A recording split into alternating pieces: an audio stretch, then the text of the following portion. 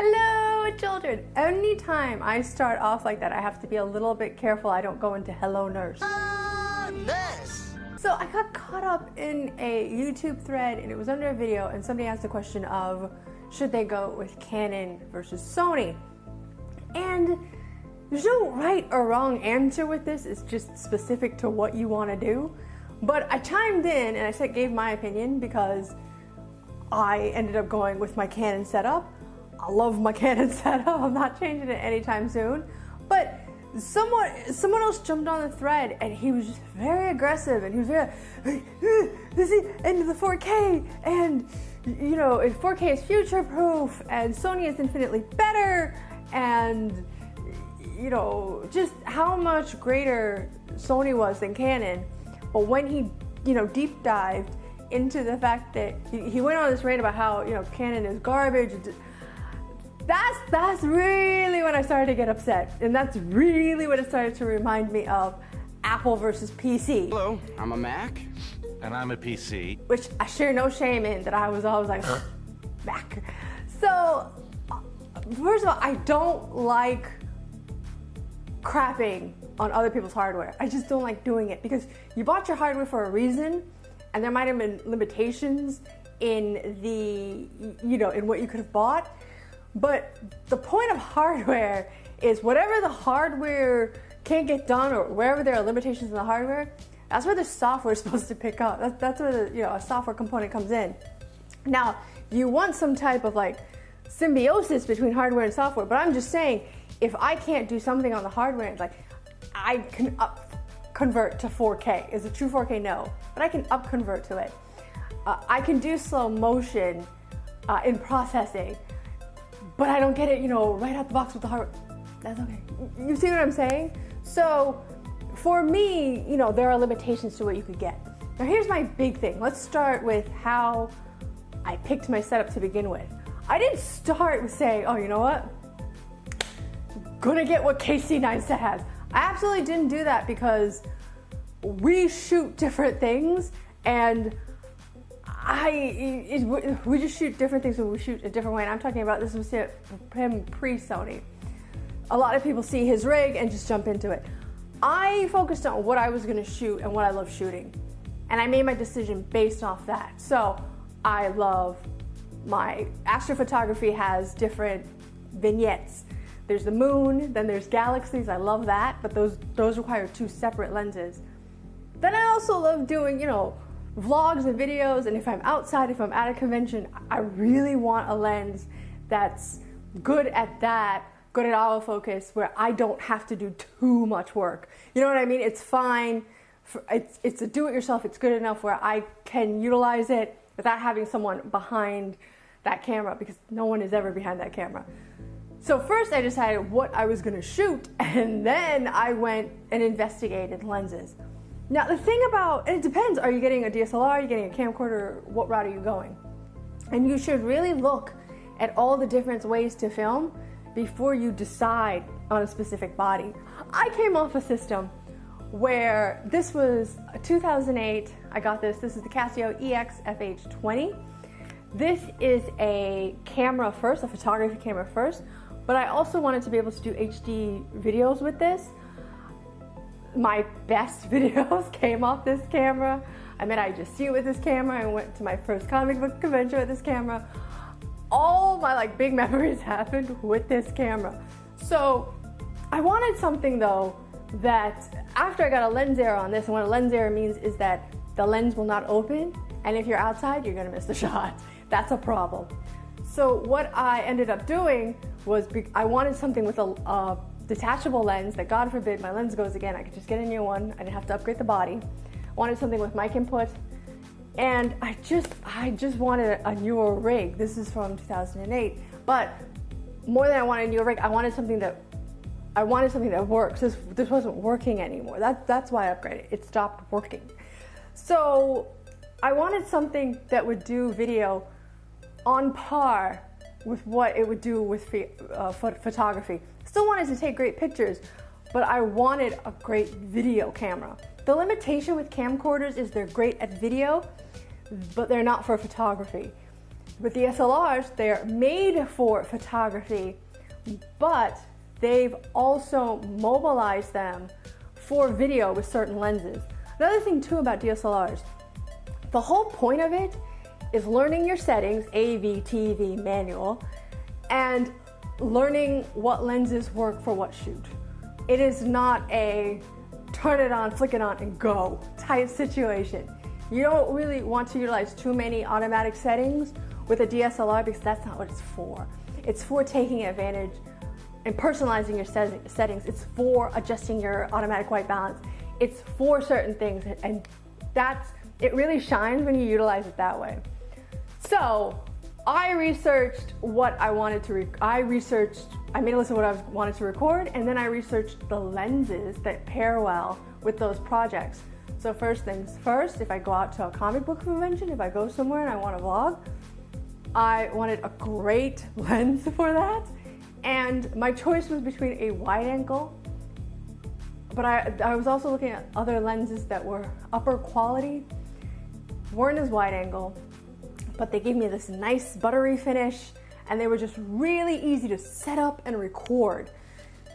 And I went with this one first. This is the 18 to 135 millimeter STM, and this sits on a Canon body. And the reason why I went with this one was the way it processes light, lovely. It's got that buttery finish, and not super low aperture though, but I think it's a 3.5 aperture is the lowest you can go. Fantastic when it comes to autofocus. So you see what I'm doing something here is I keep pushing my hands up just to make a point. That autofocus isn't moving. It's straight on me, which is what I set it to, which I appreciate. So decide what you want to film first and foremost, and then pick the lenses you are going to have to get. Now, if you're a wildlife photographer, or if you're shooting, certain aspects of the moon, you might want a 600 millimeter lens. A 600 millimeter lens across the board by different manufacturers are different price points, and you're going to go into different apertures, and you're going to have to see which lens you want. So that's another thing about picking, pick your lens before you pick your body, and before you go into your ecosystem. Research your lenses. So here's the thing. I wanted to go into a system where I had plenty of options with lenses. Since we're talking about this lens game, I wanted to go into a system where if I wanted a third-party lens, if I wanted a, refurbished lens, if I wanted open box, I just wanted to have plenty of lenses in rotation and out there. The Canon, Panasonic, or Nikon, they had the most amount of lenses in rotation that I could pick up, use, secondhand, open box, refurbished, and they had third-party manufacturers. So that made my lens situation a lot more affordable. This lens right here was my first one. My second lens was a telephoto for the moon. My third lens will be a wide angle with low aperture. You see where I'm going with this? The whole point of a DSLR is what glass you're going to put on it. And I do feel with Sony people, you take joy in your body of your camera, but where you sit with lenses, I feel like everything goes into the body and all your money goes into the body, and that's where it is. So that's what I'm saying. Research your lens first. I had enough lenses in rotation under the Canon system, made me very happy, made it easier for me to buy lenses affordably. That was the number one reason I went with Canon in my setup. Tip number two, and he didn't bring this up, but IBIS. IBIS is only available on certain Sony bodies. My whole setup came in under $600 and I got what I wanted. I didn't get a kit lens. I didn't get like a kit box set. I got something used, like new, that someone sold because I guess they're upgrading their rig, their system. But I got the body I wanted with the lens I wanted. So my primary focus was that lens, but I also got, a good sturdy body for the money. And that's what I wanted. And then I wanted to build, like I said, on my glass collection. So IBIS isn't in a ton of Sony cameras. All those bodies don't have IBIS. It's in select models. Those models tend to be higher. Canon puts the image stabilization into the lens. So my lens does have image stabilization, but it's not in the body of the camera, it's in the lens. Another thing with Canon that I really like is the color science. I believe it's Panasonic, Canon, and Fujifilm that has some of the best color science. I think Fuji is number one, but Canon is next, and then Panasonic. Those are the top three. I love the color science on here. When I say color science, I mean straight out of the box. The other camera companies give you a very neutral profile when you're recording or shooting, because they're assuming you want it very neutral because you're going to be, color correcting anyways. Canon gives you very good color grading right out the box, very true to field. Let's say I don't have time to edit or to color grade and I want to just get something up fast. This color science right here is just so damn lovely. It's just beautiful. It's lovely. What I'll do is include clips with this so you can see how, natural and how great the color science works straight out the camera. That screen. So the flip out screen to me is very important because two things. I came from I had many years ago a Windows Lumia phone. The Windows Lumia phone did not have a front-facing camera. So at one of my first comic book conventions, we were literally taking pictures with people, with Deadpool and all these other people, these cosplayers, and I didn't have a front-facing camera. So it wasn't impossible, but it was harder. And when you're outside, you'll learn how annoying that can be. This camera is the same thing. I tend to talk loud on this camera in those videos, and I tend to be stretching my arm out like tomorrow is it coming, just because I want to get the widest angle with the shot, and because the onboard mic wasn't great. So that's two things I wanted in this camera. But my big thing is that screen, that flip out screen, it's so much easier when you're outside. When you're outside, when you're taking certain angles, it just makes life easier. Sony tends to put it right up top where you might put a shotgun mic. Also, I don't like the up top, because if I'm doing astrophotography, I need this down so I can flip it at certain angles. And I get a lot of angle rotation with this lens, which would be no help to me with Sony. Another thing he kept screaming about was 4K. 4K is future-proof, makes me laugh. No, it's not. There are already 8K cameras, there are already 16K monitors. 4K is not future-proof. No. There's nothing wrong with 4K, but you have to have a system, and I do. I have a rig that would process 4K, but most people are watching on their mobile phones anyways, and most people your compression rates for you viewing something, the majority of the time has nothing to do with my hardware. A lot of the limitations on where you live, what's the geographic location, what's your local internet like, what's your backend like, what's, Akamai or whoever is, processing the backend like at that time, at the moment you watch it. There's a lot of things that go into compression rates. That has nothing to do with you. It's a big portion of the time, it's the network. It has nothing to do with you. So you saying, well, I'm just gonna put out 4K, it's gonna be compressed anyways, and I don't think anyone's clicking away. I sincerely hope not. Hope y'all not that crazy. But no one's clicking away because something isn't in 4K. I don't think anyone's clicking away for that reason.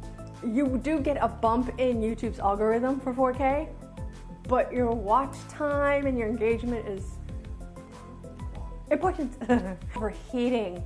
Sony overheats. Let me tell you something about Sony. Their rigs ain't cheap. You know what I mean? And I keep telling y'all, the best stuff I ever shot was on this. So the rigs aren't cheap. The best stuff I ever shot was on this. And they overheat and they had battery issues. So and it is a big deal. I keep telling you this, it is a big deal when you're outside. It's also a pain in the ass when you're inside, but it's an even bigger deal if you're outside at an event. That would just, in all honesty, drive me so crazy. So, just so you all know, that's a big issue for what you're paying. Because another thing, when I buy something, it's really price for performance I'm looking at.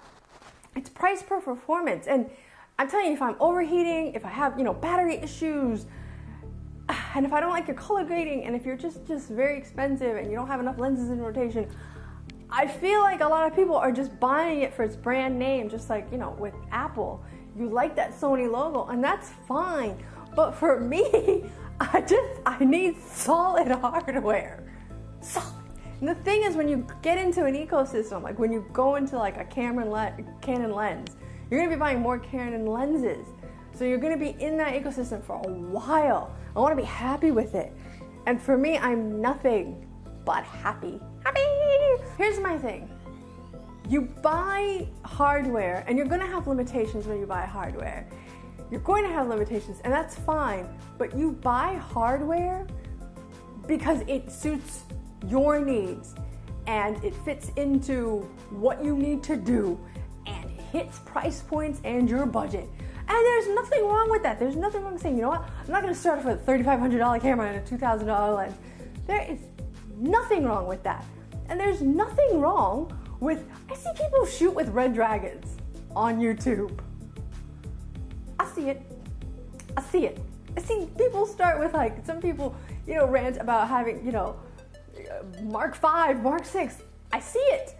And that's fine. But the most important thing you do with the camera is you do something with the camera. The most important thing is what you record, how you record, and how you edit. That's the most important thing. So I do think a lot of this is just gear syndrome. People just want new hardware. People just like new stuff. People like new, and I get that, but like, if literally my camera stopped working in order for me to upgrade with it. And I think it was DSLR Guide who said it best. He said, your camera is a tiny, it's a fraction. Like in Hollywood, when they're shooting a film, the camera is a small fraction of what your total budget is. You're not gonna start making money with YouTube for a while, and you're over investing in your hardware. So I'm just saying, you know, just get something solid and just run with it. You can even start with, most of you can start with your phone. You just need that excuse of you need like a fancy camera to make good stuff. I keep telling you, I met I just did with this. And we were in low light.